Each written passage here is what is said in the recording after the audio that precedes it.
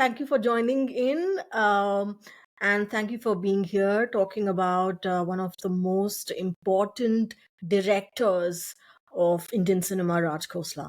Thank you for being here.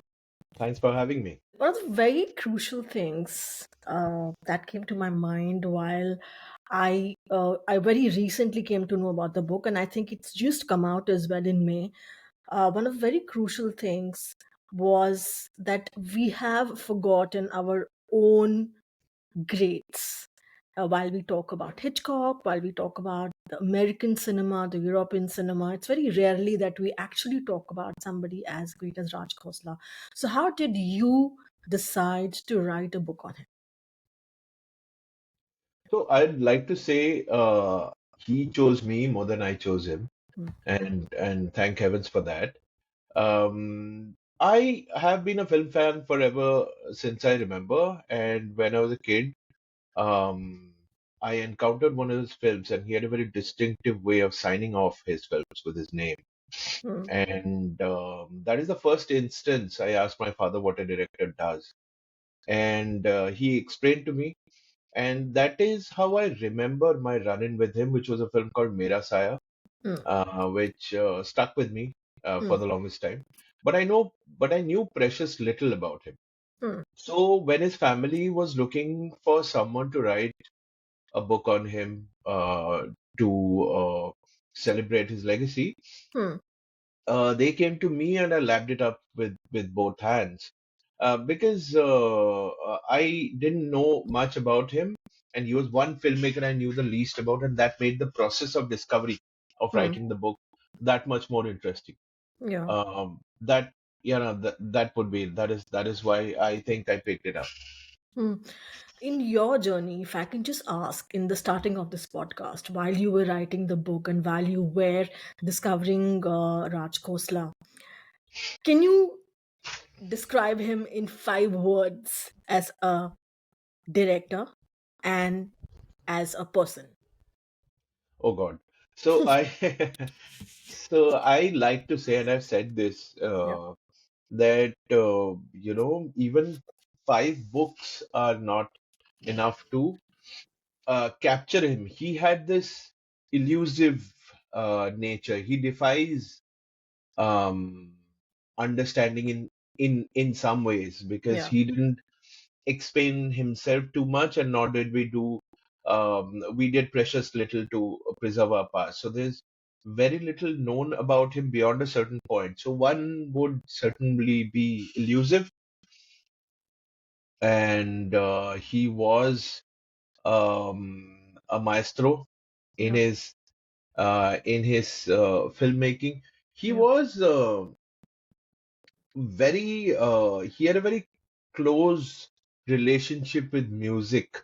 Yeah. If I mean, we have it in the book. I've written in the Yeah. book how he learned music as a young kid, Yeah. and then it was his attachment to singing that led him into filmmaking. So Hmm. music would definitely be another. Yeah. Um, and then there's love. Hmm. um it's as misused a word as as anything else. Yeah. So but then this relationship, call it whatever, this emotion sort of drove him in many ways, not just his stories but his life in Hmm. some ways. If you read the Hmm. book, you'll know Yeah. his relationships and his understanding of love, his quest of Hmm. trying to understand love. Yeah. So yeah, I don't know whether that's five His words, but Yeah, his quest to roughly. understand love. That's a very interesting line. Hmm. Just holding on to that thought, Hmm. before we come to his quest to understand love, one of the very Hmm. crucial and critical things, and very interesting things also, which I discovered about Mr. Khosla, is that he was jumping genres. He was moving from noir to masala films. So he was from a Guru Dutt style to Mera Gaon Mera Desh, which was actually a blueprint of Sholay. So when we're talking about a director like Raj Khosla, so moving from 70s to 80s, what did you discover about him? Uh, the shifting of genres, was it by choice, or was it the times that he had to adapt to, as most of the directors have to adapt to be able to survive? I would say that it was largely by choice. If you look at the cinema of Guru Dutt, Mm, the evolution happened with the evolution in his mind, mm, right? So yeah, you look at all his early films, there were Bazi and such. So yeah, those were thrillers and noirs, and then getting into something that was more inward looking, like Pyasa, Kaagaz Ke Phool, all of that. So Guru Dutt himself, mm, uh, with the uh, a bunch of films that he did also straddled genres. And yeah, Raj Khosla, coming from that school, mm, wanted to experiment with different kinds of storytelling, different kinds of genres. So mm, I would like to believe that it was intentional. yeah, And also, if you look at his films, some of his films became hallmarks for the genre, whether it is the dacoit film with Mera Gaon Mera Desh, whether it is the family drama with Do Raste, or the suspense film with the Sadhana trilogy, the early film noirs, the rom-com, Solva Sal. So he was going to town with different kind of genres and trying to experiment and trying to figure out things. So I don't think he was really jumping onto a bandwagon, because in the same period, which is the 50s, he had already straddled a bunch of genres, right? mm, mm, mm, Moving on to the 60s and 70s. So 80s, he did, the quintessential multi-star cast action film with Dostana, right? yeah, And so there was a puppy love, young love film in Sunny, right? yeah, So I don't think he was jumping on any bandwagon. Sometimes, often, the Formula train came his way, and he had to, do a Lost and Found and stuff like that once in a blue moon. But that's not who he was. He was not, jumping onto that bandwagon just for the heck of it. I don't think mm, so. mm. He was not jumping onto the bandwagon, but he had actually he had come to Bombay to become a singer, and then Mhm. he befriended. If just correct me if I'm not if I'm Mhm. saying anything wrong. He befriended Devanand, and he got into the Guru Dutt camp, and his learning was entirely from Guru Dutt. In fact, he did not even know Hindi, is what is mentioned, and he had actually one night before the shoot, he actually decided to go through and understand what Hindi was, because he was primarily from Punjab. So this period of him being with Guru Dutt, what was his relationship with Guru Dutt, whom we all look up to? I mean, he's the one director we often talk about, you Mhm. know, in our conversation as cinema lovers, as cinephiles. So it's kind of a fallacy. It has been spoken many times and in several places that Raj Khosla came to Bombay to become a singer. It Hmm, is not the case. I mean, in hmm, my book, I've explained that he was a child when he came to Bombay. hmm, Mumbai now, but back hmm, then he came to Bombay when he was a child with his father, who was posted hmm, in the great Indian Peninsular Railways. I mean, hmm, before the Indian Railways came into being, this hmm, was hmm, uh, before partition. hmm, And that is when he came to Bombay with his father. His father was posted here. How could he hmm, not come here? He was a hmm, child, right? hmm, hmm, hmm, He did want to become a singer, but it was not the drive to become a singer that brought him here. That is wrong. hmm, hmm, hmm, And Dev Anand, it's a little fuzzy, but they had a family relationship. hmm, Devanand's father was a lawyer. One of hmm, his brothers was a lawyer. hmm, So the family was attached to them, um, by way of the profession, because hmm, they were into business, family business, and these guys were into the legal profession, hmm, the Anands, and hmm, that is how they were connected. And when he came to Bombay, they got around, they came together, they spoke, and they met again. hmm, And that is when they've advised him that if you want to become a singer, the best way for you would be to become a director and then hire yourself as the singer, because he was not getting a lot of breaks, right? hmm, So he thought that's a good piece of advice. hmm, And that is when Devsab took him to Guru, and Guru at that time was trying to make Bazi his, you know. mm, So Guru Dutt and Raj Khosla, in a manner of speaking, debuted as directors and assistant directors with the same film, which mm, is Bazi. mm, So yes, his understanding of Hindi, he knew more Urdu than Hindi, mm, right? He had a knowledge of Hindustani coming from Punjab those days. Kids used to be taught Urdu mm, as the lingua franca mm, in addition to Punjabi. So mm, Gurmukhi, some kids used to know Gurmukhi, but largely the reading and the communication happened with Urdu. That was mm, the script. And yeah. when Gurudat asked him about Hindi, so Hindi was a language for a fact. He Mm, did not know Nagari and all of that. mm, So he taught himself the language and how to read it and all of that. So Guru Dutt, I think one of the things that he has always maintained, apart besides from learning the ABCs of filmmaking, because that is his whole and soul exposure to cinema. mm, Apart from learning the ABCs of filmmaking, there are certain aspects that he learned.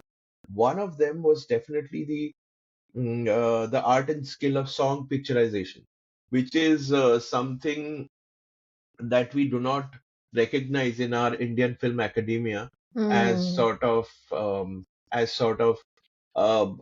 school mm, or sort of like a skill, but it is in Indian tradition, in the mm, great Indian traditional storytelling, mm, in uh, so-called mainstream cinema. yeah. You look at any language, Mm, and the most rich, vibrant, and the most well-respected traditions of Indian cinema have used the song as a storytelling device, as a plot device, right? mm, mm, So that is something that he learned.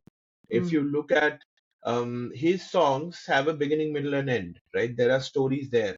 Acha Ji Main Hari, there's a story there. You mm, watch that, and it's like mm, a music video yeah. of of which came out later. But if you look at those songs, many of those songs, that there will be a story to connect you to the song, even if you do not Yeah. know the plot itself, right? Yeah. So that Yeah. is another art that he learned. And the other, I do not know whether he learned it by way of craft, but putting yourself, pieces of yourself Mm, into your art mm, is another thing that he would have learned from Gurudutt, where when Gurudutt started becoming autobiographical in his cinema, yeah. Raj Khosla, it is lesser explored. People don't say that about Khosla, but Yeah. if you which is something that I've explored in the book, where there were some films where he was kind of getting into certain aspects of his own life and feeling and pain and paranoia that he himself was going through. He kind of explored it in his art in his own way. I mean, of course, it was not the Gurudutt way.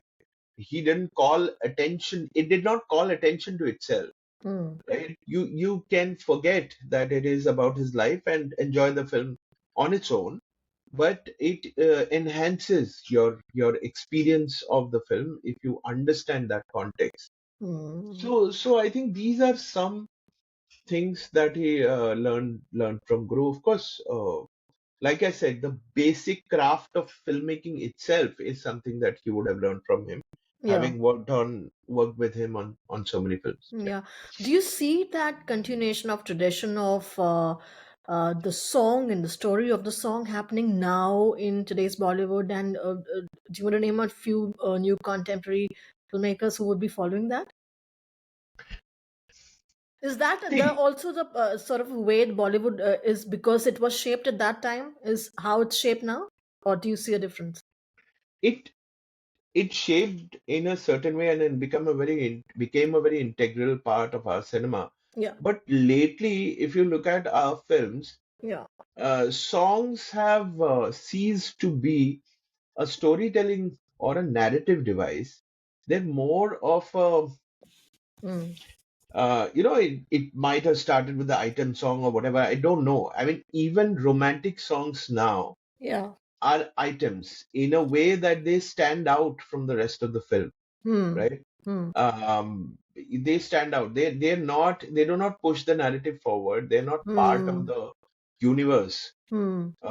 Typically, I mean, Hmm. more often than not, they're a distraction to Hmm. showcase either glamour or the stars or whatever. So they're more forced in the narrative. Is it? Is it what you think? That's how it seems. It would Yeah. seem so, It no? Because seems. those days there was one composer Yeah. or a pair who always worked together, like Yeah. Lakshmikant Parallel or R.D. Burman or whoever. Uh, And there was a lyricist who essentially worked with those directors, right?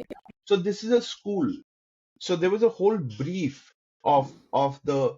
story Yeah. and the leading man and the leading lady, and there were questions about acha, who would play Devanand's voice? I mean, Yeah. whether it's Rafi in this film or would it be Kishore? Today, nobody gives two Yes. hoots about whether in the same film Yeah. the song is either Arijit Singh or Mika or whoever. Yeah. Which is not saying that I'm not one of those who would be a prude and say that, oh, we don't have good music anymore. I mean, there are very many talented Yeah. music directors. There's a lot of good songs. The only thing is attention span and focus Yeah. is probably a bit of an issue. Yeah. Yeah. Totally. Tell me, Ambarish, when you were, again researching when it came to the relationship between Guru Dutt and Raj Khosla, and then also Mahesh Bhatt Sahab was assisting Raj Khosla. So, did you see that there is a continuation of this sort of a relationship that develops between directors and their assistant directors, and then that's taken on to the generation? Yeah, yeah, absolutely. Mm. There was a pattern that you would notice Yeah. in filmmakers from that era, Hmm. whether it is so-called Bollywood or mainstream Hindi cinema, Hmm. or it was this again these terminology we use like art house cinema. I mean, whether it is Ray, Yeah. if you look at so all of these filmmakers, you look at the people who worked with them, eventually finding their own path, Yeah. and people were actually hand-holding, mentoring um, Yeah. assistants and craftsmen Yeah. under their wings, and Yeah. they would eventually graduate to becoming filmmakers themselves. I mean, that is a pattern. So if you look at Guru Dutt worked with Gyan Mukherjee briefly, and there's and then Raj Khosla assisting him, and then Mahesh Bhatt assisting Raj Khosla, and then Mahesh Bhatt having his own band of assistants who Yeah. went on to carve a niche for themselves separately, Yeah. right? So there's definitely a tradition there, and it was um, back then it was largely intentional that you get a bunch of talented people and you teach them, take them under your wing, and so that they can learn and grow and become filmmakers. Yeah. So that was more like a guru shishya kind of a relationship.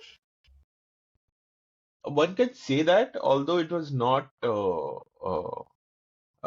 designed to be so, but one could Hmm. say that was the kind of relationship of a mentor and a mentee. Yeah. So is that the one of the reasons that we did not have that many film schools the way American culture had at that point?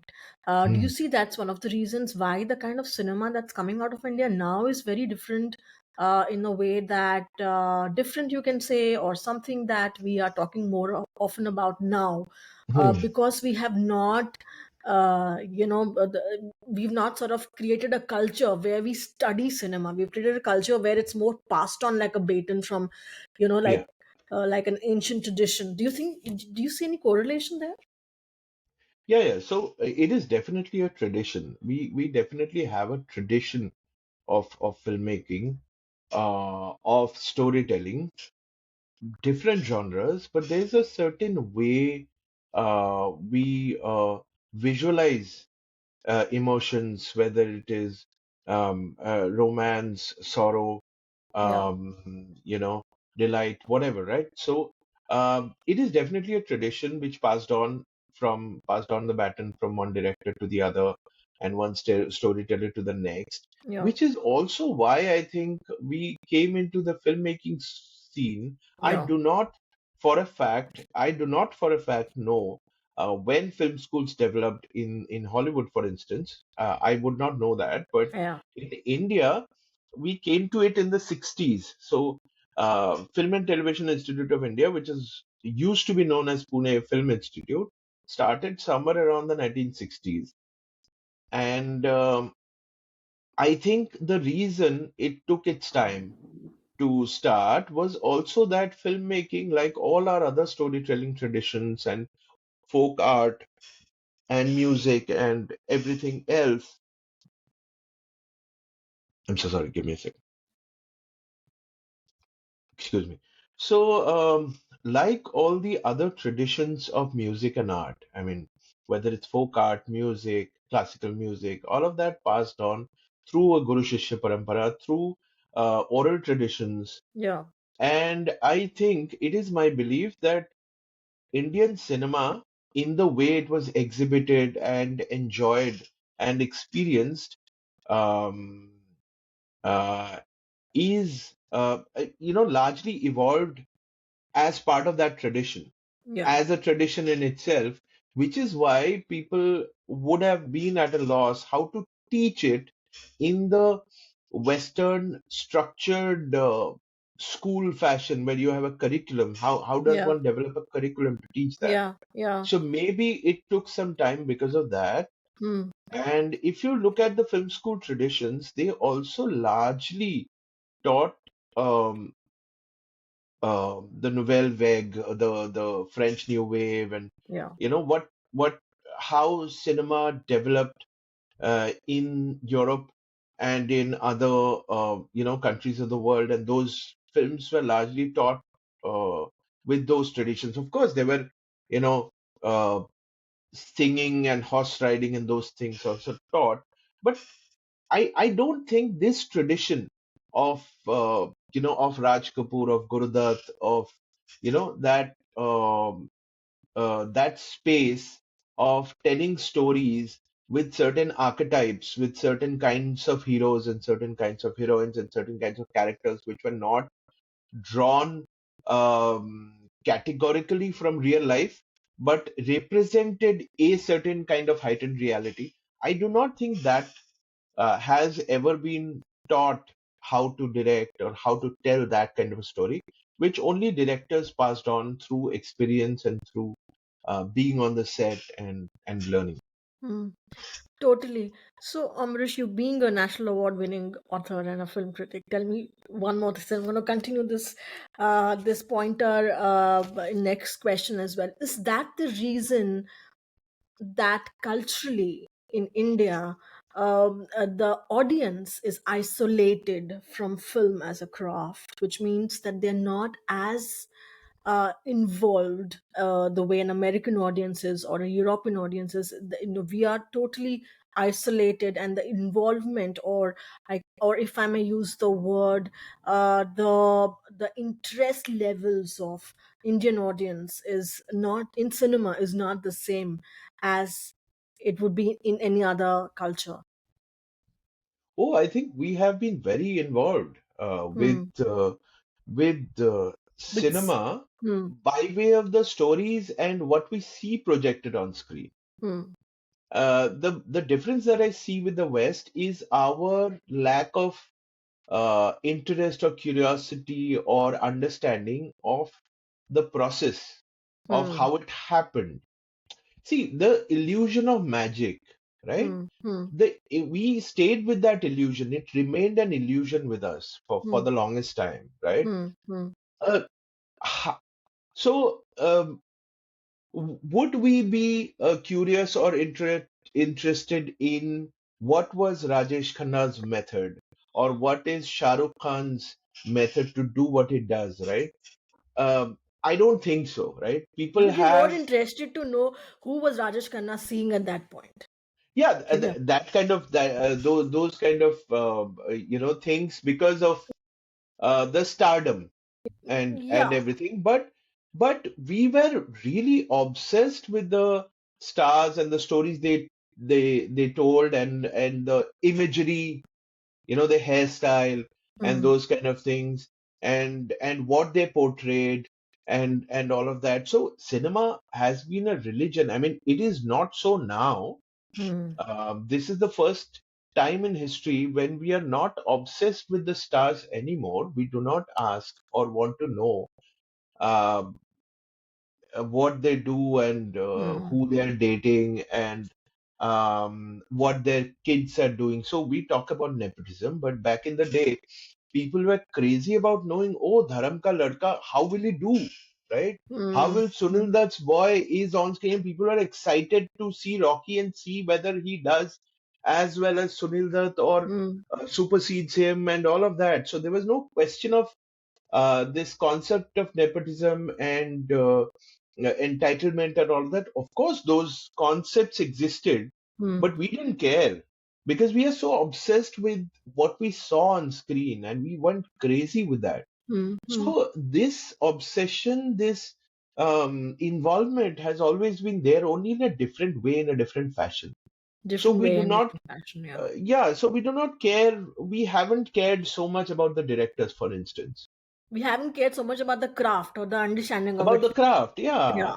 Yeah. trying to know how it worked. Even our film scholars haven't tried to break down or disseminate Raj Kapoor's process, for example. Yes.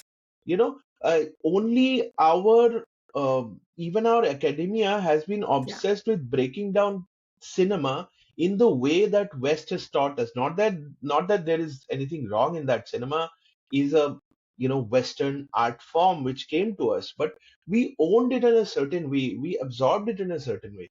Now Yeah. that part has largely been unexplored, and that is not what people have spoken about, with a Yeah. few exceptions. Some have, but Yeah. largely it hasn't. It never gets taught in universities how Raj Khosla shot his film Exactly. songs, Yeah. right? The art of shooting a song, the art of projection Yeah. of emotions, like romance and all of those things. Now, it is obviously not a mirror image of reality, Yeah. right? Yeah. It is heightened projection, but it has certain cathartic qualities. One sees that. One sees, Yeah. a man bashing up 15 people, and there is it has it used to have a cathartic quality. Now it Yeah. doesn't. I mean, it's now you look at cinema. I think people are alienated from cinema in that respect, because there's too much of, acha ye to green screen hai, Mm, oh this is CGI. People know everything, so somewhere the illusion is broken, the mm, magic is gone, mm, right? mm, mm, In mm, the West it happened very differently, I think. mm, mm. The relationship with Hitchcock and Tarantino and all of these people happened very differently. I think their filmmaking traditions and their Yeah. traditions of being in love with cinema are very different from ours, and Yes. I think that should be acknowledged. Yeah. Yeah. Yeah. Totally. Tell me, Ambarish, talking about the personal life, you talk about you use the line quest for love, his quest for love. So when you were researching on him, talking about him, how did that quest for love, a bit of an anecdote or anything that can that you can talk in the podcast, which talks about his personal life, and how did that spill into making movies? Was that the reason that his a lot of his films have women as protagonists and they have done wonderfully well? He, he definitely was someone who wore his heart on his sleeve, Hmm. for good or for worse. I mean, there have been occasions when he has fallen out with people, and there have been Hmm. fights, and those things I've mentioned. And he was definitely not a flawless human being. Hmm. But when it came to, he was definitely very, very emotional, almost maudlin, by way of expressing his emotion. And uh, his friends and associates and family would say that often, while talking about something which is not connected to his everyday reality, something that has happened to somebody else, he would break down crying, right? mm, So he was. There was a there's a phrase in Hindi which is difficult to translate, which people used to say that उनका दिल हमेशा भरा हुआ रहता, right? mm, So mm, he was his emotions were always full to the brim, mm, mm, almost ready to spill over. mm. So Wow. that kind of sentimentalism, if Yeah. you will, Yeah. transferred to his cinema, to the way he looked at relationships. Now his he had an arranged marriage Mm, back in the day where um, this person who got married to him, she came from a small town. They had their background in a small town, but Raj by this time had moved on. He had become a filmmaker. He was obsessed with his obsessions were different. yeah. He had memorized Ghalib, and he was one of those people Wow. who could quote Mm, couplet at a moment's notice, mm, things like that. So his mm. aura was different. His worldview was very, very different. He was submerged in Shakespeare, Wow. Mm, Napoleon. mm, He was really, really impressed by Napoleon, and he has read multiple biographies of Napoleon, and those things. So his obsessions were very different. Now here comes a woman where absolutely for no fault of either of them. They came from very different universes.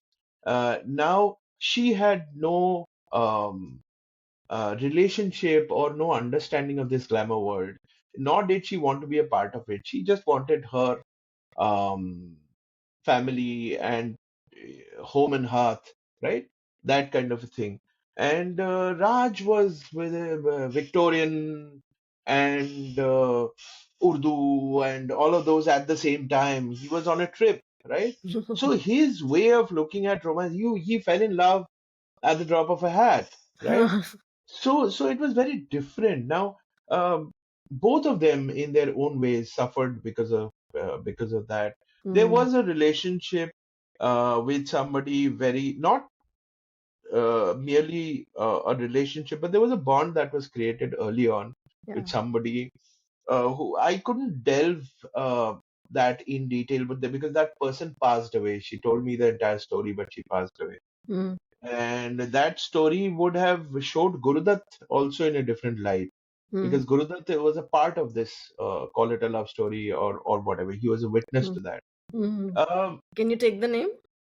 so I cannot because Huh. this is a woman and she passed away and she told me everything, but at the same time she said that beta mujhe ek baar dikha dena before you go to the press, and I Okay. couldn't do that because she passed away before the book went to the press, so I Uh-huh. couldn't talk about it, but it was definitely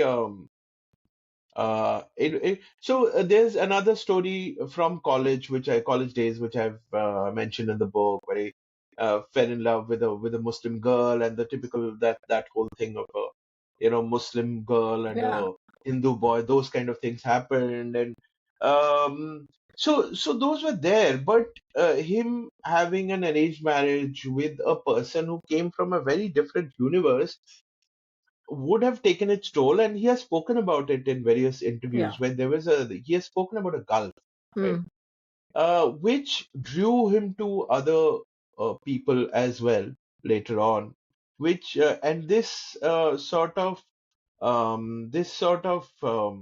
dilemma mm, informed his storytelling in some ways, which mm, one can see in mm, some of his films, whether it is Main Tulsi Tere Aangan Ki or Sunny, even Prem Kahani to a certain extent.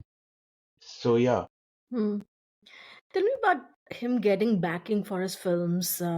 Was it, of course, Guru Dutt has backed his films.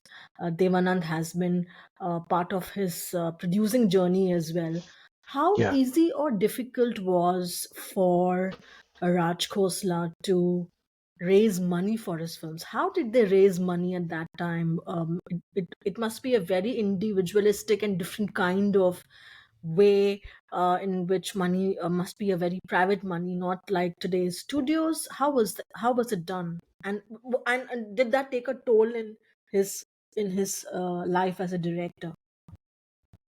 You know, I'm not an expert, but I can give you glimpses of how it worked back then. Hmm. So the whole industry thing literally happened roughly late 90s, early 2000s, Hmm. where the film industry was officially recognized as an industry, and Hmm.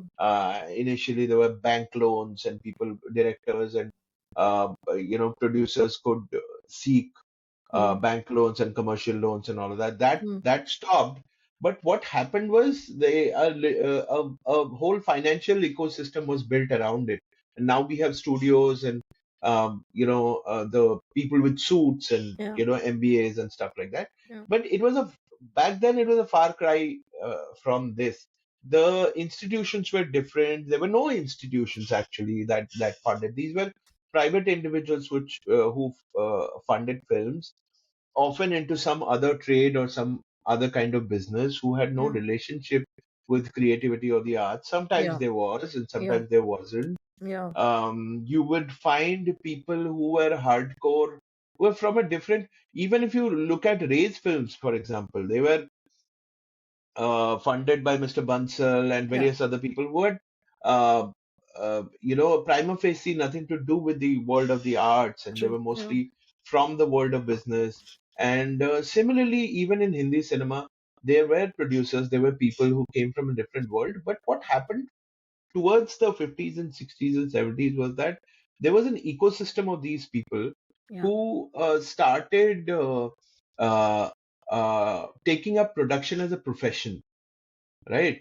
Yeah. So people like the Sippis and those kind of people, they were a community developed of people who were financing and mounting films as a profession, right? Yeah. Some of them almost exclusively so, Hmm. right? Hmm. But and then there were certain people who the directors approached themselves to say that, would you want to fund a film? Sometimes a producer, somebody who has a lot of money, would come with a bag full of cash to a director and say that क्या आप मेरी film direct करेंगे and all of that, because that was seen as a ticket to fame Yeah. for somebody, because films had that sheen Yeah. with coming with them to have my name with the film. Hmm. There Hmm. was glamour attached to it, so a Yeah. lot of funding also happened like that. But I do not think directors struggled with funding the way they do, or think of the way independent filmmakers think of it now. Yeah. That's not how it happened. There was an ecosystem. It Yeah. was loosely structured, and it was not, um, tight knit structured as it is now.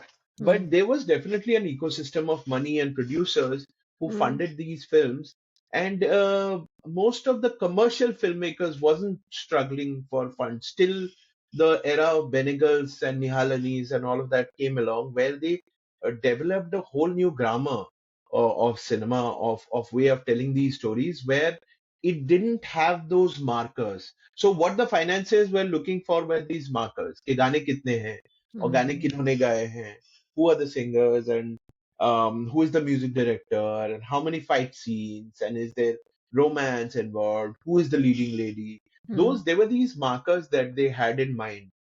Both the entire ecosystem, both the producers, the distributors. Often there are so many stories of a filmmaker having to drop a song or include a song because the Hmm. distributor saw that film and said that it is relentless and becoming very dark or boring or whatever. We need songs, and Hmm. please add some songs. Yes, Chopra has so many stories of adding songs because distributors push them into doing it. Yeah. So that world was a little was very different, but it did not have that largely that dynamic. A filmmaker is so driven by his passion and vision, that he, and it is so different that he can't get funding, and he's seeking Hmm. funding, and Hmm. struggling to get Hmm. funding. So the markers were Uh, there, and did you, in your journey of Mr. Khosla, ever come to know about his struggles with finances? so I don't think he really struggled with finances beyond a certain point. There was a point when his film stopped working at the box Mm, office. So mm. there were no returns, and there were moments when he had That was altercations with 80s. That was 80s. roughly around the 80s. I think Mm, Dostana was the last film mm, which really worked in a commercial sort of way. mm, Since then, his films hadn't had the cash registers ringing. mm, It some of his films did recover the monies, but they didn't generate a lot of money and all of that. So there was a bit of a struggle, but mm, he still paid salaries. His employees. I mean, there's one phenomena where his assistants have continued to. They still continue to celebrate him and they worship mm, him, and they have said that their salaries would come at a given date, whether or not there was a film on the floor, which would mean that he was really solvent mm, and his company was solvent, his Raj Khosla Films, and then there was Khosla Enterprises, which was attached to the family. So he didn't, I don't think he ever struggled with solvency. There were mm, issues with mm, finances. There were mm, definitely problems with finances when certain mm, films didn't work. mm, But I don't think he ever struggled with that kind of a thing. mm, mm. Tell me about towards the end. I read that he had struggles with alcoholism. Also, that was a reminiscent of Mr. Guru Dutt, who was going through that similar phase. Do you see a sort of a connect between the two of them? That's a reflection of the way cinema was changing, or the way a director has to go through tough times when the film is not working, or perhaps maybe when the times or the way a film is perceived by the audience is changing. See, it is not exactly a science. Mm, This what happened, what one sees in Gurudat, Raj Khosla, and then in Mahesh Bhatt. mm, It's not that it's not like a disease that you pass on, right? But one can see these things in these parallels. Like the Gurudat, uh, there were reasons for what he was going through. It was not just, I mean, of course, there was the pain of the artist and the eternal struggle of the artist trying to tell his story yeah. or her story or what she wanted to say. It was not just that. There was a whole dynamic of relationships and uh, how he uh, struggled at home and outside and how to balance these two things and his marriage and those kind of things. Gurudat, I'm talking about. So, um, but then when Kaagaz Ke Phool didn't work, that really that cut deep when that film Mm, mm, didn't work because it mm, was one of those films which is very close to his heart and Raj Khosla has spoken about it on Nasreen Munni Kabir has written a book on Guru Dutt while speaking to her yeah, about his guru. yeah. He said that there was he was struggling, there was pain, right? A lot of times our struggle was not being able to touch that part of his heart. So that melancholia Yeah, he could see and his assistants could see. yeah. Raj Khosla, by extension, uh, see, again, like I said, there's no science to this. So I cannot say with any kind of certainty that he contracted it like a disease. But No, even no. in case of Raj Khosla, Yeah. those emotions played out roughly in similar ways, in those kind of waves. I mean, he thought as he found himself or Mm, considered himself as misunderstood mm, as his guru. He had the same struggles, similar struggles with marriage, the so-called other woman and stuff like that. And um, those kind of struggles found reflection invariably in their work because their work was a part of their um, psyche. yes. It wasn't just let's get this over with, right? Yeah. although it might seem so, it wasn't so because it was their world, right? It Yeah. was their world. It was only his only connection. I mean, he was very spiritual, so his filmmaking was a part of that, right? Hmm. So if you are disturbed, it will be reflected in your films. There's a quote by Raj Khosla which Mahesh Bhatt has often used in his interviews, like when he came on the Anupam Kher show, he Hmm. said, मेरे गुरु राज Costa ने मुझे कहा था कि film maker अपने film में नंगा हो जाता है, right? So Yes.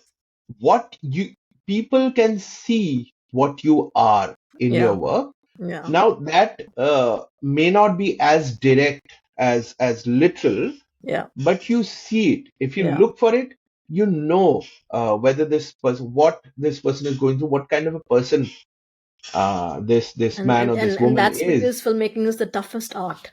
It's the It toughest is. art.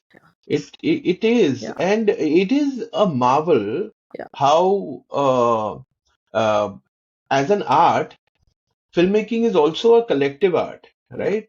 It is. I always marvel at, despite these layers Yeah. of an editor, Yeah. of a composer, of so many different people, of, like I said, the distributor having his own impact, and so many layers of changes, how does the vision of one person uh, still transfer in the Hmm. best films? Of course, I mean, there have been a lot of films where that vision was not seen, or there was no vision altogether. But I find it magnificent that the Hmm. vision of one person, that so many people have worked together, and yet that vision somehow Stays intact. manages to, Yeah. yeah, yeah, Yeah.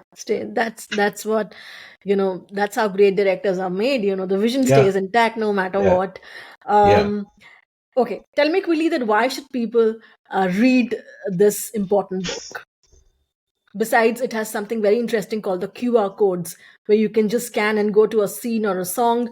Besides that, Yeah, besides reading a very engaging story from the 1950s and 60s, one reason that I can talk about is, like I said, two prime reasons. Like I said, we do not in India know much about our filmmaking history, yes, about our legacy, our yeah, cinematic legacy. What true, is our cinematic legacy, right?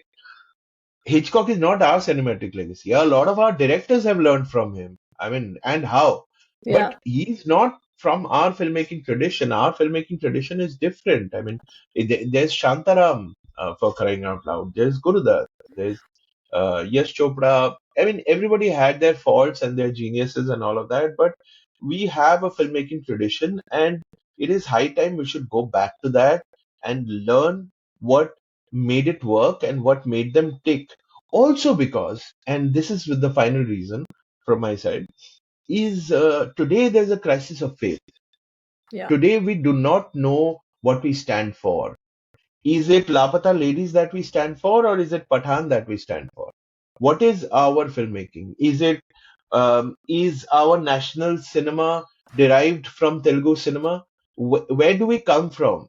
Right? yeah, What is that core that Salim Javed did so confidently, and all of these filmmakers did so confidently? And today we have to constantly struggle and scamper about trying to think whether a film should be realistic or have a lot of gore and a lot of violence to make it work. So within this, somehow, if we go back and look at that kind of filmmaking, which was very self-assured, yeah, which there was magic, yeah, that whole thing of cinema being that magic lantern hmm, through which different kinds of images are projected, so that one can see in that cinema, which is kind of missing now.